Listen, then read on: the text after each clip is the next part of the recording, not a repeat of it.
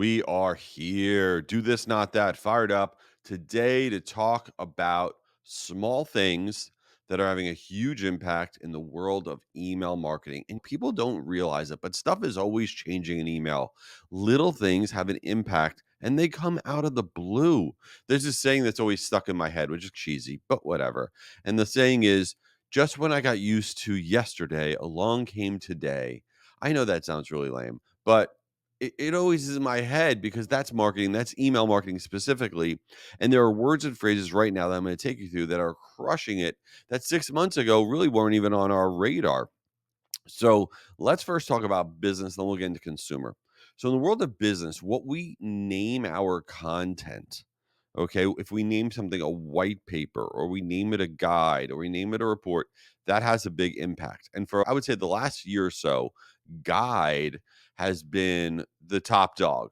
If you name something a guide, like the small business guide to success versus the small business ebook to success, same exact content, just different title name. Guide would outpull ebook by about 30%. And that's really important for marketers because you can name things whatever you want. And you always have to keep that in mind. You can name things whatever you want. So the content format right now, name that is doing so well in the last 90 days is blueprint. Yes, blueprint. I know you're like, one word. Yeah, it actually does make a huge difference. So we did this huge test because if guide is the top dog, we want to say, okay, what if we call something the same content, right? But we call it a blueprint versus a guide. And we did this with a huge number of tests. And we found that if you name the thing blueprint instead of naming it a guide, blueprint will increase downloads by 22%. And this is data from the last 90 days. Now, if you name something a blueprint versus an ebook, because ebook is the most boring thing ever, nobody actually reads an ebook. Okay. The blueprint download rate over an ebook with the same content is 40% higher if you name it a blueprint. And when you do this and you use blueprint, you want to put in your headline, your subject line, your content title, your landing page in general. And I feel like I'm a broken record when I say this, but I can't take it. The name of your content or the name of your sale on the consumer side, you can change it. And it is something that you need to be A B testing. So often marketers are A B testing. When are we sending out something? When are we posting something on social media? What is the copy that we're writing in the message? What is the creative that we're doing? What is the subject line? What is the landing page? But the thing that we never A B test is the name of the content piece. Okay. The name of your content piece is not your dog. You can rename it. So if you're not A B testing the name of your content piece, what are you doing? And it's the same thing on the consumer side. You should be A B testing the name of your sale. All right, a few other words before we get to the consumer side. Another word that is doing incredibly well, we're seeing in the last 90 days, is the word insider for business to business marketers. But this one's a little different. Instead of you just saying insider tips to whatever, adding insider as part of your content title name and especially in the subject line as well, insider guide, insider blueprint. Okay. Adding insider to whatever your content piece is called and mentioning that in the subject line, right? If you mention insider whatever, in the subject line, insider content type in the subject line, we're seeing increased open rates by over 20% than if you don't add the word insider to it. Now you're sitting out there saying, really? This is what I'm listening to? This garbage, adding one word here or one word there. But yeah, this is how you win in marketing. It's about doing lots of little things. And there's no one thing you're ever going to do that's going to be like, oh, yeah, now we crush it. We did this one thing. It doesn't work that way. Another word that we're looking at, or a phrase rather, that we're looking at, we don't have full data on yet, but we're seeing a trend really well in the last 30 days, is step by step.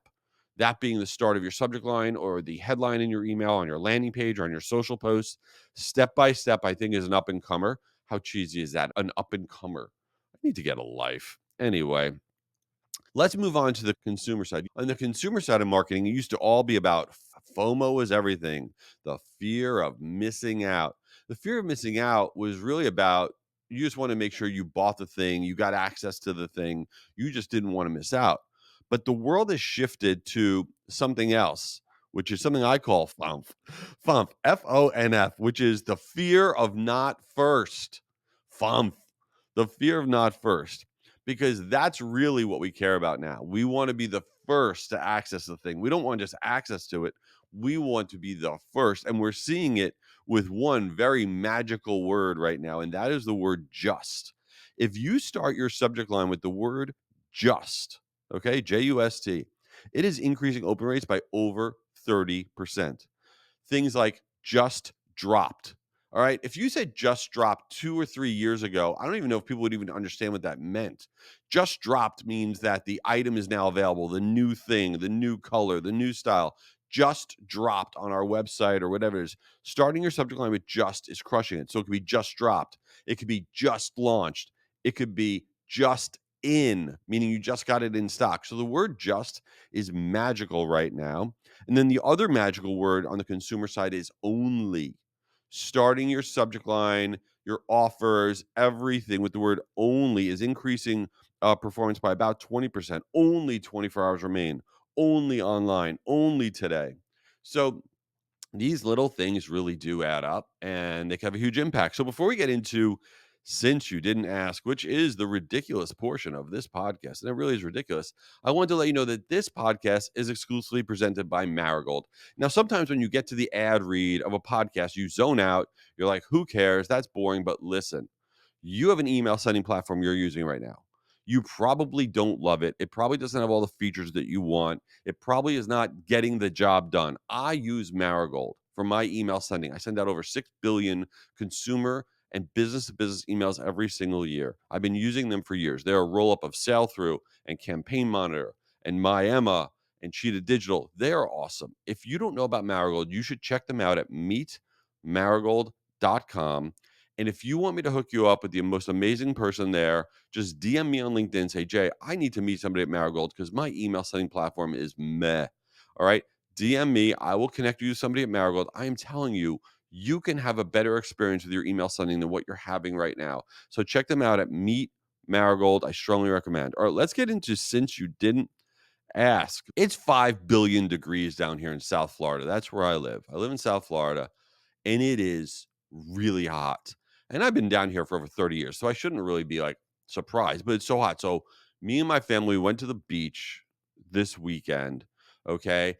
And the sand it wasn't even normal. All right. The sand was so hot. And I don't know where my flip-flops were, but I was trying to get from like this one area of the beach to the other area of the beach where my family was. I don't know why I wasn't with them. And so I'm like, okay, I got to get there. So I start walking, and then I realize the sand is so hot.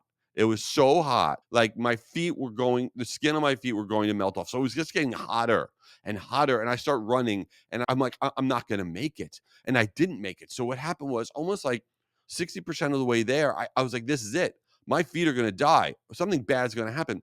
So I ran and I just sat down on this random dude's chair next to this random dude. And I sat down on his chair. I have no idea who he was. And he looks at me, he goes, "What's up?"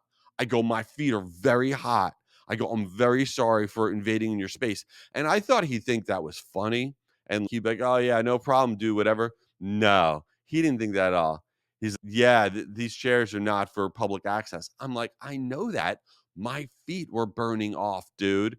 And he just gave me a stare, "Get out of here." And he was a big dude. So I had to get back up with my burning feet, and I ran away and I get to the chairs.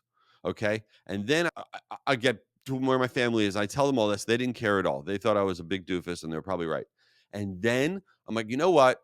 I'm gonna go in the water because my feet are so hot. Let's go in the water. You're at the beach. What's wrong with you? So I go to the water, and then I get there. I'm about to go in, and then all the people are just standing outside the water looking at the water. I go, "What's going on?" And this lady goes, "Oh, we just saw a shark." I'm like, "Come on, enough. I just want to go in the water." And then my wife comes walking down. She goes, "What's everyone doing?" And they go, "Well, we just saw a shark." And I turn to my wife. I go, "I'm going in anyway. I don't care. The shark's not going to eat me. It doesn't bother me, and because I don't care." And my feet were hot. And she goes, "You can't go in. They just saw a shark." I'm like, "The shark's not eating me." So of course I didn't go in because I have no authority over my own brain whatsoever. And I waited 5 minutes. I went in later, but that was annoying to me. And then I got home, and because of all the hotness, that was going on. This is the most random. I don't know what I'm talking about. I was like, I need some ice cream. This was the mode I was in. I need ice cream. So I went to the freezer. I go to the freezer. Maybe this ever happened. I'm sure this happens to everybody. I go to the freezer. I open it up. My phone rings for a second. Freezer door closes. I was like a spam call. So I got rid of it. And I go back and I just missed the freezer door from opening whatever. It was closed. So I go to open it again, and it's like in that mode where the strongest human being on earth couldn't open the freezer because it did that like that suction freezer thing when it just closes. And I don't know why, but that frustrates me more than possibly anything on earth, that one moment. And I use all the strength I have and I pull on the door as if I'm like Thor trying to take the hammer out of the stone or something. And I'm trying desperately to open it. And my son walks by and goes, "What are you doing?" I go, "I'm trying to open the freezer." He goes, "Just wait 10 seconds. You're crazy." And I was like, "What am I doing?" So speaking of what am I doing right now? I have no idea. Anyway, that's what's been going on with me. Very important stuff. Listen, thanks for being here. I know you're not going to do it, but it would be really cool if you left this thing a review. You follow the show. That would be awesome. And if you haven't registered for Guru Conference, the world's largest free virtual email marketing event, it's 2 days and it's free. We only have a certain number of virtual spots. We buy some and we run out.